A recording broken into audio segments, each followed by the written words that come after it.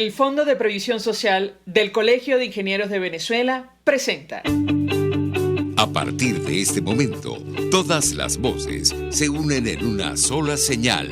RCR presenta Conexión 750 con María Alejandra Trujillo. Muy buenas tardes, amigos de Caracas Radio. Lo mejor este jueves 2 de septiembre del año 2021. Todo el equipo que trabaja para ustedes a partir de esta hora los saluda. Variada y abundante información que compartir y analizar. Como es costumbre la tarde de hoy, simplemente algunos titulares porque ya tenemos a nuestro primer invitado vía telefónica. Un fuerte bajón eléctrico se registró en varios estados de nuestro país la tarde de este 2 de septiembre, tal y como lo reflejan medios de comunicación digitales y las redes sociales. En Caracas, zonas como Chacao, El Hatillo, Cotiza, El Paraíso, entre otras, resultaron afectadas. También los estados Zulia, Miranda y Lara, lo comentaremos. Además, comunicado del Grupo de Contacto Internacional sobre las negociaciones políticas en México. Saben ustedes que se inician formalmente mañana, 3 de septiembre. Los miembros del Grupo Internacional de Contacto celebraron el comienzo de las negociaciones integrales que lideradas por los propios venezolanos han comenzado en México. El apoyo a una solución negociada, pacífica y democrática a la crisis en Venezuela es un objetivo del grupo y hablaremos, como es natural, a propósito de este tema. Sobre el caso de Alex Saab, novedades. Roberto Denis, periodista del portal Armando.info, aseguró que el Tribunal de Relaciones de Barlavento, donde inició el caso de Alex Saab, autorizó el traslado de este empresario desde la isla de Sal a Praia, la capital de Cabo Verde. Saab lo había solicitado por motivos de salud. Todavía estamos a la espera de la decisión final sobre este caso que tiene que ver con la extradición, su entrega a los Estados Unidos, donde se le sigue proceso por lavado de dinero. Además, declaraciones del doctor Julio Castro, infectólogo. Él dice que según una encuesta realizada por el sector académico en nuestro país, 11,7% de la población ya recibió el esquema completo de vacunas contra el coronavirus. Lo comentaremos. En el ámbito internacional, simplemente comentar que la variante Delta del coronavirus infecta con la misma carga viral a vacunados y a personas no vacunadas. Atención con esto.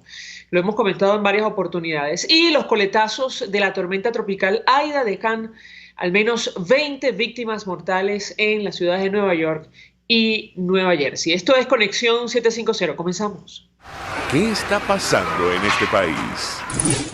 Y saludamos vía telefónica a nuestro primer invitado. Con él vamos a conversar acerca de varios temas. Benigno Alarcón es director del Centro de Estudios Políticos y de Gobierno de la Universidad Católica Andrés Bello. Profesor, como siempre, gracias por atendernos. Buenas tardes.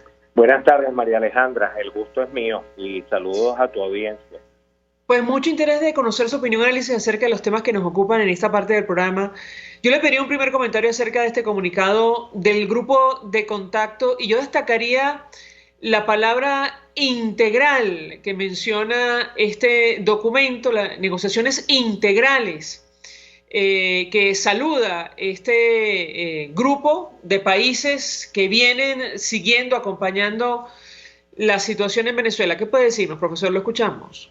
Bueno, yo creo que la palabra integral tiene que ver, por cierto, con un término que en el caso digamos, de algunas personas en Venezuela ha sido muy mal interpretado y tiene que ver con esa expresión que utilizó el jefe de la facilitación noruega en la apertura de este proceso de negociación el pasado 13 de septiembre, donde utilizó el término de nada está acordado hasta que todo esté acordado, ¿no?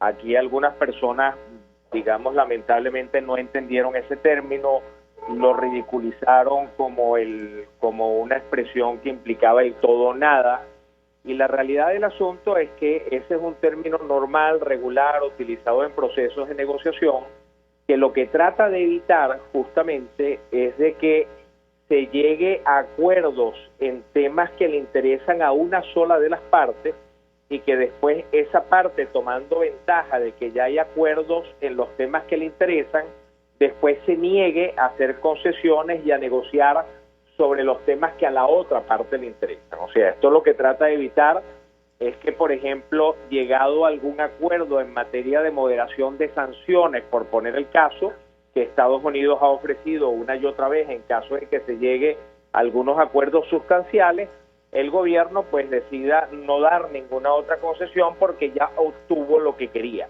Y aquí lo que se trata de decir es que, bueno, que sencillamente ningún acuerdo se da por cerrado hasta que ambas partes cumplan con los compromisos que tienen. O sea, y eso busca justamente evitar nuevamente que una de las partes tenga todo lo que quiera y pierda interés en continuar la negociación con lo que es importante para la otra parte. Eso es un poco lo que se está tratando de hacer y por eso se hace hincapié en el término negociaciones integrales y el jefe de la facilitación noruega hizo hincapié en que nada está acordado hasta que todo esté acordado. Uno de los temas que está en discusión, profesor, tiene que ver con el destino del gobierno interino en nuestro país, de la figura de Juan Guaidó, y yo le pediría un comentario. Algunos periodistas aseguran que él va a publicar un mensaje este viernes cuando se inicia el proceso de negociación, asumiendo posición sobre la decisión de varios partidos políticos de participar en el proceso que ha organizado el chavismo para el mes de noviembre, y advirtiendo que mantiene su posición, denunciando que no existen condiciones al margen de la decisión que han tomado estas organizaciones políticas. Yo le pediría un comentario al respecto. Lo escuchamos. Bueno, a ver, desconozco si se va a producir esa comunicación. No lo sé, no tengo información sobre ello. Confío en que las personas que lo afirman estén mejor informadas. Pero la realidad del asunto es que el debate que se ha mantenido durante muchísimo tiempo sobre las ventajas o desventajas de participar en este proceso de negociación, pese a que ya se hizo un anuncio de que se va a participar, no es un debate que se haya cerrado, ¿okay? Lo que pasa es que lo que sí se cierra es el proceso de postulaciones. Y al haber cerrado el proceso de postulaciones, que teóricamente se cierra el día de hoy, si no vuelve a haber una extensión, pues bueno, si la conclusión dentro de una semana o dentro de un mes es que deberían participar, pues ya no hay nada que hacer. Entonces yo creo que en alguna medida lo que ha tratado la oposición es de no cerrarse el camino de una posible participación, aspirando que en esta negociación se puedan conseguir algunas garantías que hasta ahora no se han conseguido, ¿no? Y se aspira que a lo mejor en esta ronda en México se puedan tener algunos avances que signifiquen algunas garantías adicionales para la negociación, pero lo que no se ha querido es renunciar a la posibilidad de participar por no haberse postulado. Creo que es lo que tenemos. ¿Eso qué implica? Bueno, implica que de no darse unas garantías adicionales o de haber un deterioro en los próximos días del proceso, bien porque, no sé, se inhabilita a alguien o se apresan a nuevas personas o Maduro empieza de alguna manera a hacer diplomacia de micrófono y a tratar de desprestigiar o de buscar que los opositores no voten, haciendo algunas declaraciones como las que hacían estos días, diciendo que estaba repensando el tema de los protectorados, la oposición todavía tiene la oportunidad de retirar sus postulaciones, ¿no? Pero por el momento ha preferido resguardarse y postularse para tratar de participar en el proceso. Guaidó ha sido muy cuidadoso con este tema. Obviamente para él es muy costoso que se participe en una elección y se pierda de manera escandalosa esa elección, porque lo siguiente es que Maduro va a poner en duda en la mesa de negociación si Guaidó o el equipo que representa a Guaidó y al G4 es el que debe estar sentado en México, ¿no? Porque terminará diciendo que hay otros que participaron en la elección y que quedaron mejor o que por lo menos quedaron igual y que tienen el mismo derecho que el G4 y que Guaidó a estar sentado en la mesa. Entonces, obviamente, una de las cosas que se está midiendo, que se está considerando allí, es la desventaja que puede significar que el día de mañana Guaidó desconozca a esta oposición, a la oposición que fue mayoritaria en la elección del 2015 y que la comunidad internacional reconoció a través del gobierno interino, se le desconozca por los resultados electorales de este año. Profesor, el régimen de Nicolás Maduro ha utilizado esta situación, tratando de vender la idea que una vez tomada la decisión de los partidos que conforman el G4 de participar, significa un reconocimiento de las instituciones oficialistas designadas, sabe usted, como ya sabemos, incluso al propio Nicolás Maduro, cuya elección está en duda, en cuestión, o fue abiertamente cuestionada por la comunidad internacional. ¿Qué opina usted sobre este tema en específico? Lo escuchamos. Bueno, obviamente Maduro necesita reconocer una narrativa que implique el reconocimiento de su gobierno y de las instituciones que controlan su partido de gobierno, Tribunal Supremo, Consejo Nacional Electoral, etcétera, Fiscalía, Contraloría, Asamblea Nacional, etcétera, etcétera.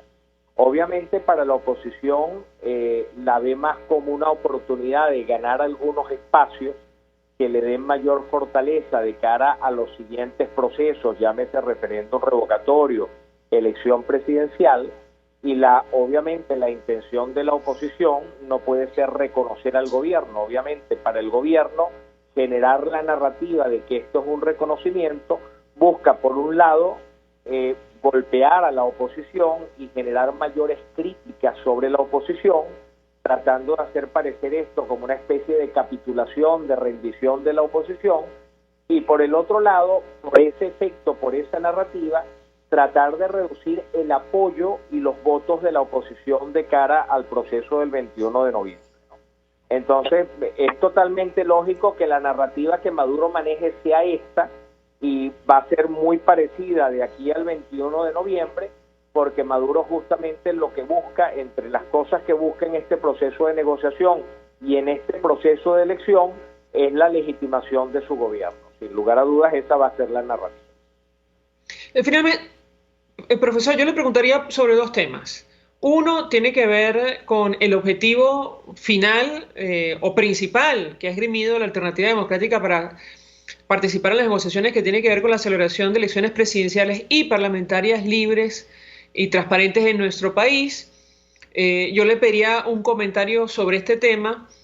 Y por otra parte, el papel de la comunidad internacional para alcanzar ese objetivo, y que está traducido, entre otras cosas, o se sostiene, entre otras cosas, en el tema de las sanciones que tanto preocupan al régimen de Nicolás Maduro. ¿Qué puede decirnos? Lo escuchamos. Bueno, empiezo por lo segundo, ¿no? Yo creo que el rol de la comunidad internacional es un poco el que está ejerciendo hoy. No creo que tenga mucho más espacio para hacer cosas, ¿no? Porque yo creo que las hipótesis o las tesis de intervención militar, etcétera, etcétera, pues cada día están más lejos de ser creíbles, ¿no? Sobre todo después de que sucedió el tema de Afganistán, ahora menos que antes, ¿no? Aunque antes no lo eran tampoco. Por lo menos no lo eran para algunos de nosotros. Algunos pensaban que eso era posible, pero eso es una situación, digamos, excepcional, que no estaba planteada en el caso de Venezuela. Yo creo que la comunidad internacional lo único que puede hacer es tratar de facilitar el proceso de negociación y colocar presión sobre las partes, en este caso especialmente sobre el gobierno, que es el actor más fuerte en este proceso, es el que tiene, digamos, mayores fortalezas para lidiar con la situación si no hay un acuerdo, para tratar justamente de empeorar sus alternativas a no llegar a ningún acuerdo, para tratar de demostrarle al gobierno que si no llega a ningún acuerdo pudiera estar peor de lo que está hoy en día. Entonces, básicamente la participación de la comunidad internacional está, uno, en facilitar el proceso, y en el otro generar incentivos positivos y negativos alrededor de la negociación. Negativos en el sentido de convertir en penalidades, en sanciones, en mayor presión la negativa del gobierno a llegar a un acuerdo, o convertir en recompensas de alguna manera, o otorgar recompensas porque se llegue a un acuerdo que se pueden traducir en reducción de sanciones, en ayudas económicas, etcétera, etcétera. Ese básicamente es el rol de la comunidad internacional. En relación a por qué la oposición se sienta en la mesa de negociación y qué busca en la mesa de negociación. Bueno, uno de los problemas es que la oposición no tiene demasiadas opciones. La oposición al final del día necesita, incluso más que el gobierno, que haya alguna salida negociada, electoral, que le permita de alguna manera generar el cambio político que han prometido. Entonces, para la oposición, la mesa de negociación y las elecciones son espacios de lucha, sin lugar a dudas, independientemente de las probabilidades o no que tenga de éxito, esa es otra discusión, pero son espacios definitivamente de lucha que tiene que intentar porque no tiene muchos otros espacios. Ahora, esta negociación, aunque haya otros temas en la agenda, digamos que el centro de esta negociación termina siendo un intercambio de sanciones por condiciones. ¿Okay? Aquí básicamente el gobierno lo que busca es reducción de sanciones y la oposición lo que busca es una mejora de las condiciones electorales para que se pueda dar una salida política por esa vía. ¿Cuál es el gran obstáculo que las partes tienen que vencer en este proceso? Bueno, es muy difícil que la comunidad internacional y que la oposición interceda ante la comunidad internacional para que haya una reducción de sanciones si las garantías que el gobierno otorga y lo que el gobierno acepta no se considera suficiente para dar la oportunidad de que la gente pueda decidir si quiere un cambio político en una elección, en un referéndum o en cualquier otra figura que permita que la gente pueda expresarse libremente y en condiciones de igualdad y en condiciones justas. Y por el otro lado, es tremendamente difícil que el gobierno otorgue condiciones que pongan el control del poder en riesgo. Entonces allí a lo que se llegue va a depender mucho de qué percibe el gobierno como la raya roja, que si yo atravieso pudiera terminar perdiendo el poder, y qué percibe la oposición como suficiente para otorgar o para interceder ante la comunidad internacional para que se reduzcan algunas sanciones porque lo considera suficiente para avanzar en un tema de cambio político. Esto es una negociación, como dicen los teóricos de juego, esto es una negociación básicamente suma cero. Algunos dicen que lo que se está tratando es de convertir en una negociación de otra naturaleza, pero la realidad del asunto, en una negociación como llaman por ahí ganar-ganar, pero la realidad del asunto es que es muy difícil convertir una negociación por el poder en una negociación ganar-ganar. Es tremendamente complicado, porque el gobierno siente que su único espacio de seguridad es mantener el control del poder, y la oposición a lo que aspira también, como es lógico, es a generar un cambio político y acceder al poder. Entonces esto es una negociación típicamente suma cero. Benigno Alarcón, 1.000.000 de gracias por atendernos, acompañarnos estos minutos, director del Centro de Estudios Políticos y de Gobierno de la Universidad Católica Andrés Bello. Vamos a la pausa, al regreso venimos con más. Usted está viendo Conexión 750 con María Alejandra Trujillo, solo por RCR 750, porque lo bueno une. Puedes seguirnos en nuestras redes sociales. En Twitter, @RCR750, la radio que se ve. Mensaje del ingeniero José Peraza, tesorero del FONPRES CIB. Estimado colega ingeniero arquitecto y profesional afín, el Colegio de Ingenieros de Venezuela y el Fondo de Previsión Social, preocupado por la salud de tu familia, ha diseñado un sistema de salud integral que coloca a tu disposición y que contiene asistencia primaria de salud, ambulancia, hospitalización, cirugía, oftalmología, dermatología, fisioterapia, psicología, odontología, farmacia y funerario. Para mayor información, visítanos a nuestros portales cib.net.be, fonprescib.net.be, Colegio de Ingenieros de Venezuela, construyendo futuro. Y ahora quiero hablarte de Comercializadora Prada, y ya de solo nombrarlo se me hace agua la boca, porque Comercializadora Prada son los más frescos quesos y embutidos que te llevan a tu casa. Todos los quesos, todos los embutidos, y como cuentan con proveedores exclusivos, te resulta mucho más económico. Llámalos ya, 0424-134-6035, en Instagram wprada.ve. Comercializadora Prada, todo en quesos y embutidos con la mejor relación precio-sabor. El poder de la comunicación en tus manos. Conexión 750 con María Alejandra Trujillo. Solo por RCR 750. La radio que se ve. Continuamos, amigos, en Conexión 750 y compartimos algunas de las informaciones que están en desarrollo en Venezuela, más allá de nuestras fronteras. Lo dicho, fuerte bajón eléctrico alarmó a varios estados de Venezuela y esto lo tomamos de La Patilla, del portal La Patilla.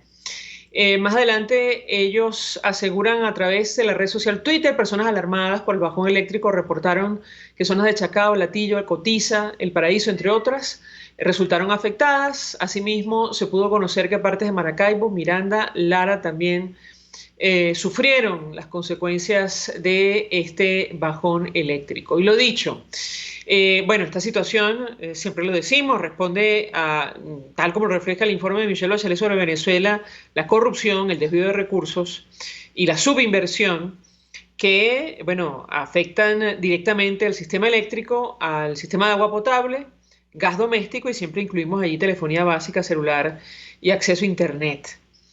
Venezuela, declaración del Grupo Internacional de Contacto sobre las negociaciones políticas en México. Lo comentábamos con nuestro invitado hace algunos minuticos. Los miembros del Grupo Internacional de Contacto Internacional celebran el comienzo de las negociaciones integrales que, lideradas por los propios venezolanos, han comenzado en México. Más adelante dicen lo siguiente: este proceso de diálogo inclusivo puede sentar las bases de una salida pactada a la crisis venezolana, por lo que los miembros del grupo llaman a ambas partes a participar de forma constructiva y de buena fe en la mesa de negociación. La única salida de la crisis que atraviesa Venezuela es la negociación política y la organización de elecciones creíbles, libres y transparentes de conformidad con las disposiciones constitucionales y legales de Venezuela.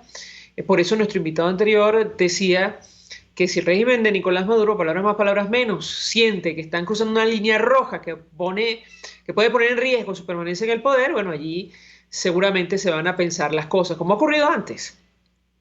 Roberto Denis, periodista de Armando.info, quien en nuestra opinión es uno de los que mejor conoce el caso de Alex Saab, bueno, lo puso al descubierto cuando estaba en Venezuela.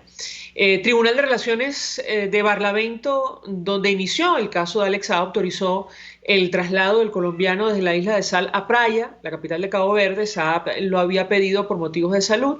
Aún se espera la decisión final del caso en manos del Tribunal Constitucional, y lo que tiene que decidir el Tribunal Constitucional al final del día es la extradición, la solicitud de extradición, si opera o no su entrega a los Estados Unidos, donde, insistimos, se le investiga por supuesto lavado de dinero.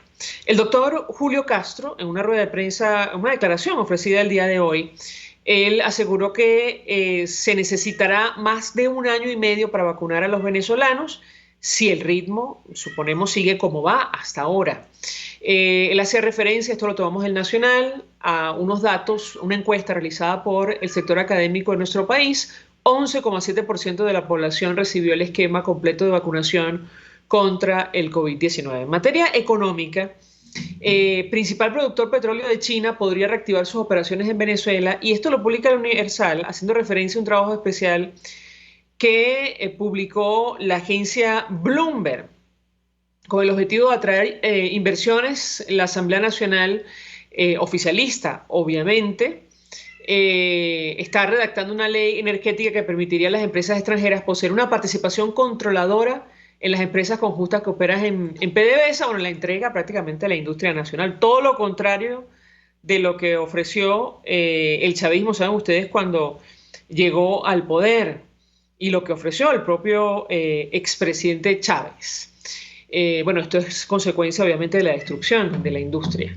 La variante Delta del coronavirus, atención con esto, infecta con la misma carga viral a vacunados y a personas no vacunadas. Existe un riesgo de contagiarse, aunque con las 2 dosis sea de forma más leve, y esto es a tomar en cuenta, aunque las autoridades de nuestro país lamentablemente no hagan el suficiente énfasis en ello, a tomar en cuenta, tomando en consideración que la variante Delta ha sido detectada en Venezuela. La variante Delta infecta con la misma carga viral a las personas que están vacunadas como a las que no, según un análisis preliminar de un estudio llevado a cabo por investigadores de la Universidad de Oxford, Reino Unido, y que ha sido publicado por la revista de BMJ. Y esto está en ABC de España. Además, a propósito de las lluvias, en este caso en los Estados Unidos y en Nueva York, lo comentábamos y vamos a ver algunas de las imágenes impactantes de lo que está ocurriendo ahí. Los coletazos de la tormenta tropical Aida dejan una veintena de muertos en Nueva York y Nueva Jersey. Ambos estados han declarado el estado de emergencia mientras las trombas de agua paralizaban servicio del metro en la megápolis y el aeropuerto de Newark. Y ya vamos a ver, insistimos, algunas de estas imágenes y videos. Por cierto, le acabo de transmitir a mi equipo, ojalá podamos colocarlo. Un video lo publicamos en redes sociales de los entrenamientos de la selección de Argentina de cara al juego, al partido, al choque con la Vinotinto el día de hoy. Iniciamos con las declaraciones del doctor Julio Castro, infectólogo, donde hacía referencia a estos datos que maneja el sector académico en nuestro país con relación al avance de la vacunación en Venezuela. Escuchemos. 0.8 millones de vacunas aplicadas. Dijo que 900.000 personas recibieron la primera dosis de Yo le comentaba a mi equipo que a partir del segundo 0032 está la declaración exacta del doctor Julio Castro haciendo referencia a este tema de la información, la encuesta que ha logrado levantar el sector académico en nuestro país. A ver si tenemos suerte. Vamos a escucharlo. Las tres opciones que hay en Venezuela hasta este momento: Sinopharm, la primera que nos reporta la extrapolación de ese 68% de personas que han recibido Sinopharm, es 8 millones de vacunas, pero redondo. De Sputnik V, 1.7 millones, y del candidato de vacuna Abdala, fundamentalmente relacionado con el esquema del estudio fase 3, 0.1, que equivale a 12.000 dosis. Castro explicó que parte de las declaraciones que ofrecía el doctor Julio Castro, y vamos a reponer unas imágenes impactantes de las largas colas en nuestro país para recibir la vacuna contra el coronavirus, y destacamos esta situación tomando en consideración no solo la presencia de la variante Delta, sino la cantidad de personas mayores que tienen que someterse a esta situación. En este caso, vamos a compartir con ustedes un video que publicaban algunos portales digitales con las largas colas a las afueras del Sambil de Paraguaná para lograr acceder a una vacuna contra el COVID-19. Vamos a verlo.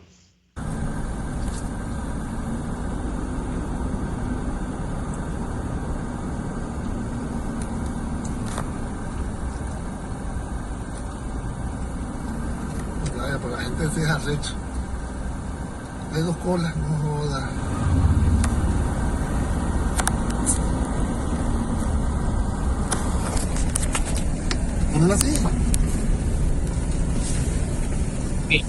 La cola interminable de las personas tratando de acceder a la vacuna contra el coronavirus en nuestro país. Sobre la mesa de negociación que se instala oficialmente mañana, 3 de septiembre, en México, entre el régimen de Nicolás Maduro y la Alternativa Democrática, algunos abogados y familiares de presos políticos han solicitado a Michelle Bachelet, a otras instituciones internacionales, que aboguen por la inclusión del tema de derechos humanos en estos diálogos, porque francamente no figuran textualmente así, al menos en el memorándum de entendimiento, en los primeros puntos que fueron aprobados. Me refiero concretamente a los presos políticos. Se nos ha dicho que forma parte de las discusiones, pero no figura taxativamente en este primer documento, y vamos a escuchar lo que decía una de las abogadas el día de ayer. Ana Leonora Costa, así como no lo tienes, pero sí se los pasé, está en mi cuenta en Twitter. Se titula ¿Y los derechos humanos dónde quedan? De 800 Noticias, pero si no lo tenemos no hay problema. Otro día lo reponemos o tratamos de buscar a la doctora Ana Leonora Costa, que es la que ofreció la declaración. El siguiente video corresponde al metro y de Nueva York. Vamos a ver las imágenes impactantes de las consecuencias de las lluvias del huracán Aida. El agua cómo cae sobre los vagones. Veamos.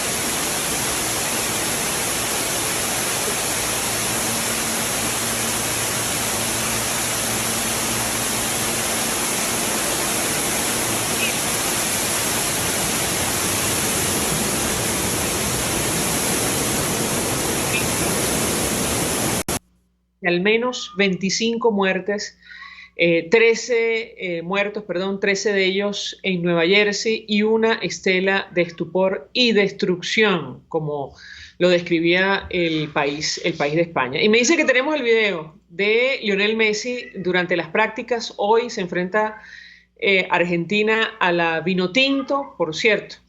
La selección venezolana no va a contar con el delantero Salomón Rondón. Pero vamos a ver lo que hizo Lionel Messi la víspera de este partido.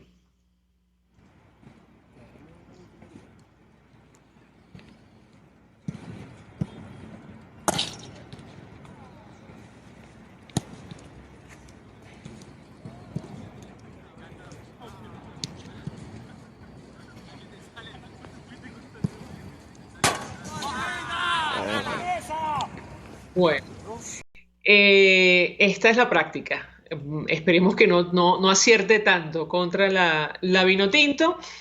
Decíamos que Salomón Rondón, el ariete venezolano del Everton británico, anunció que no va a jugar en la triple fecha premundialista ante Argentina, Perú y Paraguay. Vamos a la pausa. A regreso venimos con más.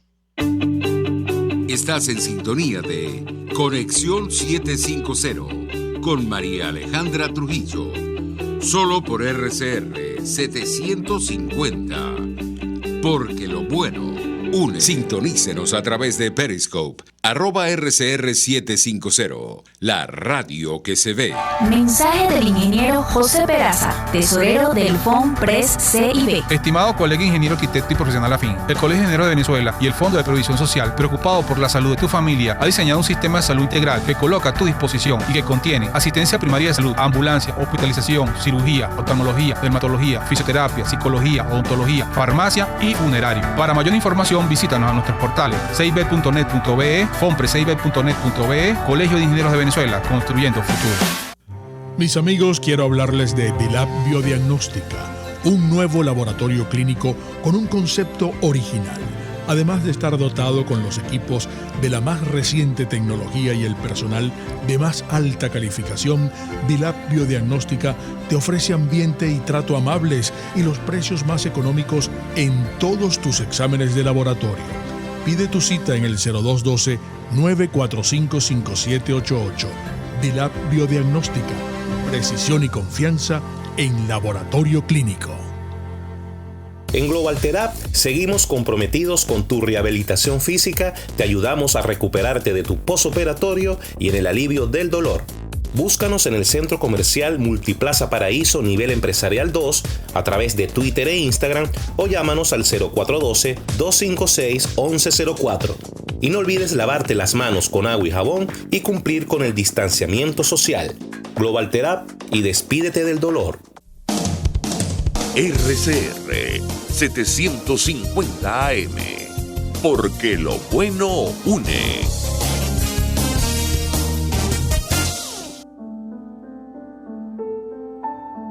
La Academia de Ciencias Físicas, Matemáticas y Naturales presenta El progreso tiene su ciencia. Hoy presentamos Santos Aníbal Dominici, fundador del Instituto Pasteur. En el Carnaval de Caracas de 1901, los estudiantes universitarios participaron con una carroza que representaba a un personaje popular que animaba los corrillos de la Plaza Bolívar de Caracas con sus cuentos estrafalarios. El cuentacuentos de la carroza era en realidad una parodia del presidente Cipriano Castro, y el gobierno así lo interpretó. Los estudiantes involucrados fueron expulsados de la universidad y el rector, quien decidió defender a sus estudiantes, fue destituido y enviado a prisión. ¿Quién era este rector que se atrevió a contradecir al gobierno? Se trataba del joven médico Santos Aníbal Dominici, nacido en Carúpano en 1869.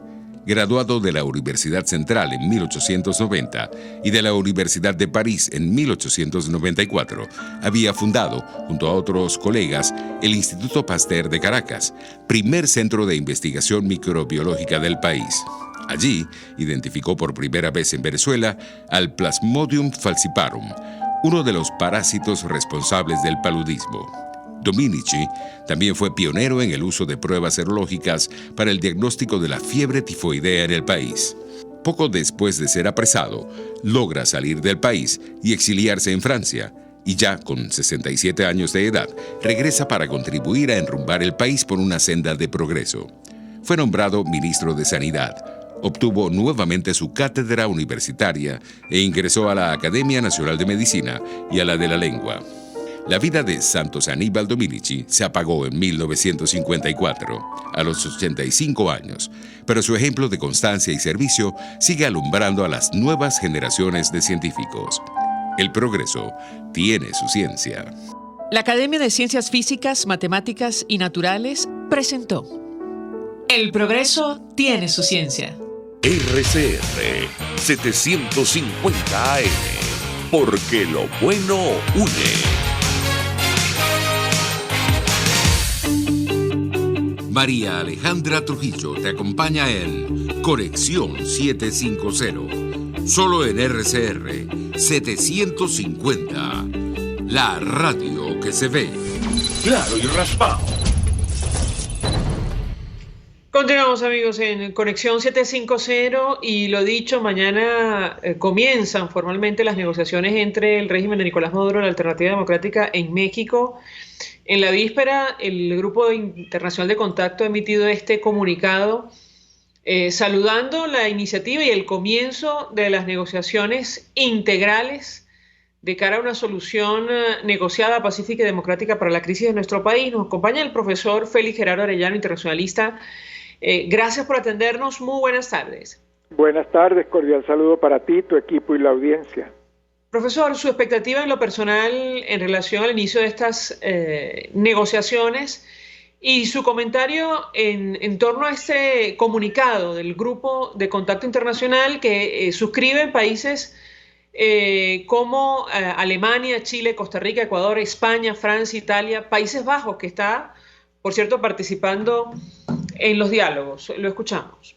Bueno, empecemos por esa parte final. Me parece muy positivo, me parece que evidencia lo que hemos comentado constantemente, que es que la comunidad internacional, con su agenda tan compleja, porque ahora Europa tiene que incorporar el tema de Afganistán, los refugiados afganos, que el tema de refugiados y migraciones es muy sensible en la Unión Europea, genera muchas complicaciones, pero con una agenda tan difícil, bueno, siguen atentos, siguen trabajando, tienen el Grupo Internacional de Contacto, como tú bien lo señalaste, que le lleve el seguimiento, la atención, la colaboración, de tal manera que todo eso es muy positivo, le evidencia a nosotros los venezolanos el apoyo permanente y le evidencia a Miraflores el enorme interés que tiene la comunidad internacional para que esta mesa dé algún resultado. Yo no tengo muchas expectativas, pero al igual que la Unión Europea, creo que hay que hacer el mayor esfuerzo, creo que hay que hacer la mayor presión, que lo mejor es apoyar y no cuestionar, que no hay que hacerse expectativas de que esto se resuelve pronto, se resuelve fácil. No, eso no ocurre, eso no es así, pero hay que seguir trabajando, porque lo otro es cruzarse de brazos y no hacer nada, y esa es la peor de las posiciones. Decía Nicolás Maduro, me voy a sentar en mi butaca con televisor prendido y mis cotufas a ver a Guaidó votando el 21 de noviembre. Allí aplaudiré cómo logramos incluirlo en la democracia y la Constitución, ante lo cual Juan Guaidó le pidió seriedad a Nicolás Maduro. Yo le pediría un comentario, profesor, sobre el manejo que está haciendo el oficialismo para vender esta negociación como un triunfo y como el eventual fin del gobierno interino que preside Juan Guaidó. ¿Qué puede decirnos? Bueno, primero que se deben sentir bien ofendidos los que no tienen butaca y muchísimo menos pueden comer esos productos importados sofisticados de bodegones, ¿no? Pero, en todo caso, lo más importante es tener claro que ese es el objetivo de Miraflores: generar frustración, generar desesperanza, generar malestar, dividirnos, de tal manera que todo lo que digan hay que oírlo con pinzas, hay que tenerlo en cuenta, porque lo que dicen lo hacen, pero hay que ser muy cuidadosos porque el objetivo que han logrado muy activa, muy hábilmente, es dividir, es cansar, es frustrar, es que nos sintamos de que ya todo está perdido, que el triunfo es de ellos, que ya todo está cedido, y eso lo hacen, para generar esa matriz de opinión y hacer daño a la oposición democrática. Como eso lo tenemos claro, entonces todas esas declaraciones hay que tomarlas a beneficio de inventario y con pinzas.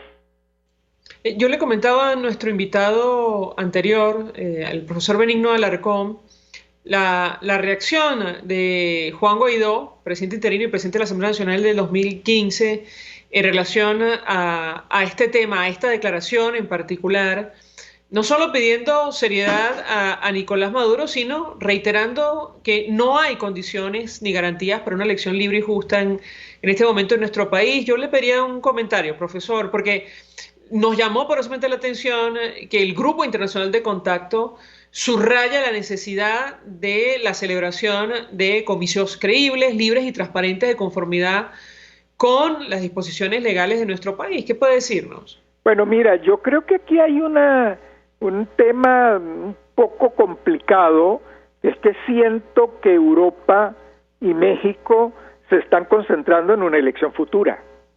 Se están concentrando fundamentalmente en la falta de legitimidad y legalidad del gobierno de Miraflores, en consecuencia de la presidencia de la República y de la Asamblea Nacional.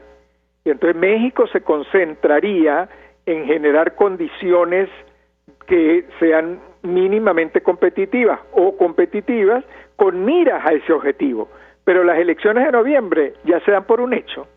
Se dan por un hecho con las pocas concesiones que se hayan logrado hasta ahora, pocas, con algunas promesas que en la mañana se ofrecen y en la tarde se incumplen y al día siguiente se vuelven a ofrecer, como eliminar las inhabilitaciones, pero no se han entregado los símbolos, no se ha liberado a los presos, no se ha permitido que todos los que están en el exilio puedan reincorporarse a la lucha política, de tal manera que estas elecciones del 21 de noviembre van en las condiciones en que está la situación electoral del país, y lo que se está luchando en México es por condiciones para una futura elección que obviamente es mucho más compleja, mucho más ambiciosa, porque es presidencia de la República y se aspiraría que simultáneamente Asamblea Nacional. Usted mencionaba el tema de los derechos humanos. Organizaciones como Human Rights Watch han hecho hincapié en la necesidad de que esto figure como prioridad en las negociaciones y ciertamente llama la atención que más allá de alguna u otra liberación no haya habido algún tipo de medida para excarcelar a aquellas personas detenidas por motivos políticos en nuestro país, sobre todo las que están o atraviesan una situación delicada de salud. Yo le pedí un comentario, profesor, lo escuchamos. Sí, es todo eso, que en la mañana se ofrezca que no van a haber más, ¿cómo es que llaman en los estados? Como cuidadores de Estado es la palabra. ¿Me podrías ayudar con el término que usa el oficialismo? Profesor. Protectores. En la mañana se ofrece que no va a haber protectores, en la tarde se vuelve a insistir que los protectores son necesarios. En la mañana se dice que se eliminarán las inhabilitaciones, en la tarde se dice que las inhabilitaciones se mantendrán porque eso tiene un estatuto y unas normas y unos procedimientos. Entonces es generar desesperanza. Yo creo que hay que seguir presionando. La expectativa de que de allí va a salir un resultado profundo y transformador, no la tengo, no la estoy promoviendo, pero tampoco asumo la posición de que hay que boicotear el proceso de México, de que hay que paralizar el proceso de México y que todo lo que se haga ahí es perdido. No, esa no es la posición, ese es un espacio que no se debe desaprovechar a ver qué se logra, porque al hablar de esa elección futura, yo quiero ver que se toque el tema del voto de los venezolanos en el extranjero y que se haga un trabajo con el apoyo de la comunidad internacional y de organismos internacionales para el registro de esa población, para que pueda ejercer su derecho. Bueno, eso es parte de las condiciones competitivas, eso yo lo quiero oír, hay que presionarlo. ¿Se va a lograr? Muy difícil, casi imposible, pero la peor tarea es la que no se hace. Entonces, vamos a seguir presionando en todos esos objetivos, que la comunidad internacional demuestre que no está abandonando el tema, que no está abandonando el territorio, que la oficina de la señora Bachelet mantenga el seguimiento a los temas, que lo siga denunciando. Esa es la presión que se debe hacer, esas son sus funciones, y cuestionarla, porque no se ha venido la señora Bachelet a vivir en Caracas y a liberar al país, eso ya es sobredimensionar su cargo, porque nada de eso lo puede hacer. Lo que puede hacer, lo está haciendo, y no debe dejar de hacerlo. Lo grave fuera que dijeran, no, esto ya no tiene sentido, Miraflores no va a cumplir nada de lo que ofrece, no hablemos más de Venezuela. No, todo lo contrario, denunciar todos los días lo que está ocurriendo. Ahora, profesor, sobre la posición de la comunidad internacional y específicamente de los Estados Unidos, hemos visto toda clase de reacciones, interpretaciones. Seguramente habrá visto usted las declaraciones que ha ofrecido Elliot Abrams, quien era el representante para Venezuela del gobierno del presidente Trump. Él ha dicho, bueno, la decisión de algunas organizaciones de la plataforma unitaria de participar en el proceso de noviembre seguramente responde a una posición realista, pensando que en 2024 podría haber una elección presidencial en nuestro país.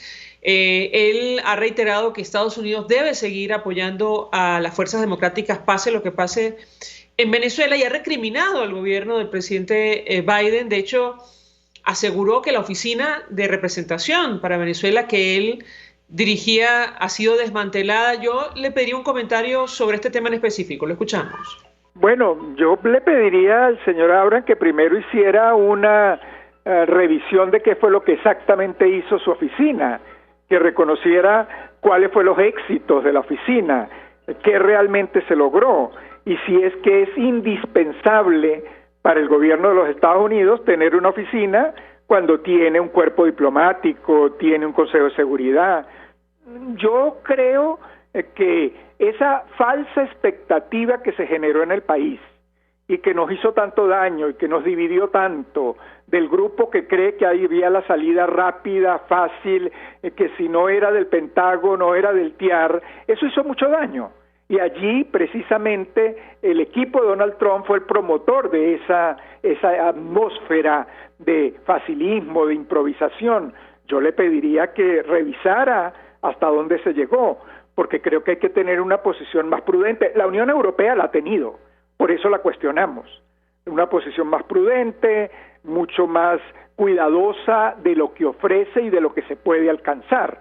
Si realmente no estaba en ninguna de las prioridades del equipo de Trump alguna acción de orden militar, no tenía entonces por qué estarle generando al resto del mundo esa falsa expectativa que generó, repito, tanto daño y tantas divisiones al interior de nuestra oposición.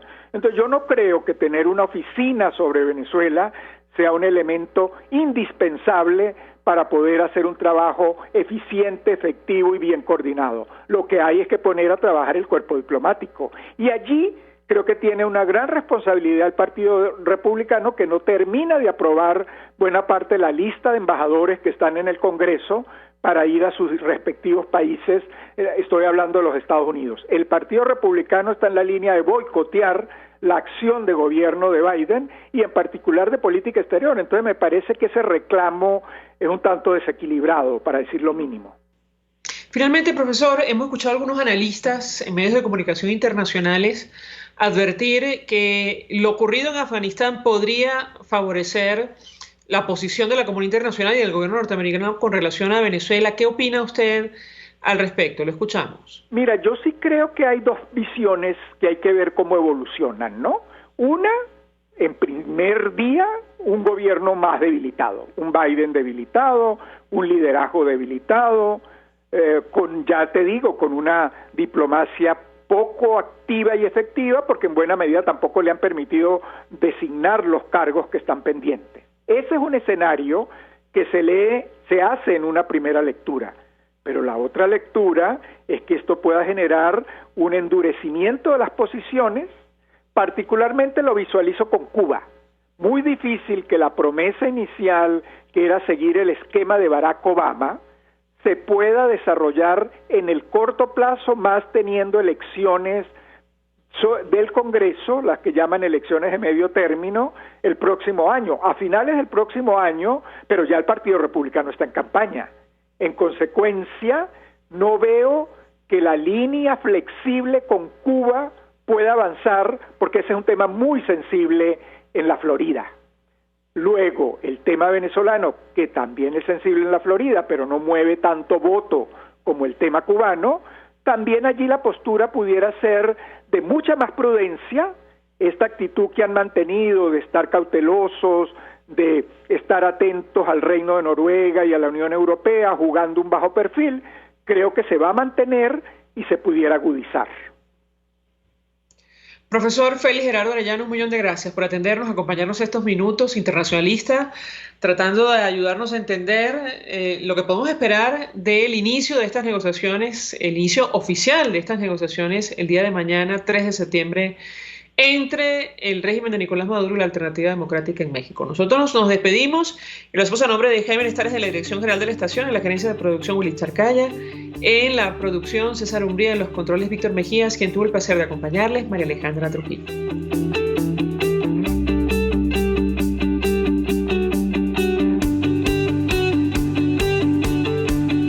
El Fondo de Previsión Social del Colegio de Ingenieros de Venezuela presentó.